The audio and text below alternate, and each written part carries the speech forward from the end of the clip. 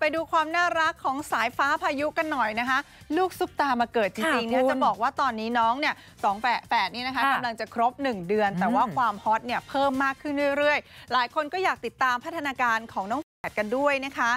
นี่แหละค่ะน้องสายฟ้าน้องพายุนะคะลูกของคุณแม่ชมพู่อารยาแล้วก็คุณพ่อน็อตวิสรุตค่ะก็จะครบ1 เดือนแล้วหลังจากที่คลอดมาค่ะคุณพ่อและคุณแม่เองก็เผยภาพน่ารักของลูกชายทั้ง2 คนออกมาให้พี่ป้าน้าอาได้ติดตามกันเรื่อยๆด้วยนะคะและแต่ละภาพก็เป็นอิริยาบถน่ารักนะคะต้องอมยิ้มในความน่าเอ็นดูของทั้งคู่เลยอย่างภาพที่คุณพ่อน็อตค่ะเขาจับลูกชายทั้งคู่นะคุณเอามาใส่เสื้อทีมฟุตบอลนี่แหละภาพนี้เลยนะคะเป็นฟุตบอลทีมโปรดของคุณพ่อเขาอย่างทีมผีแดงแมนเชสเตอร์ยูไนเต็ดค่ะก็ทำเอา follower เข้ามาแซวกันเยอะเลยทีเดียวนะคะหรือว่าจะเป็นภาพที่น้องสายฟ้าทำหน้าทำตาคิ้วขมวดก็เรียกรอยยิ้มได้เหมือนกันค่ะ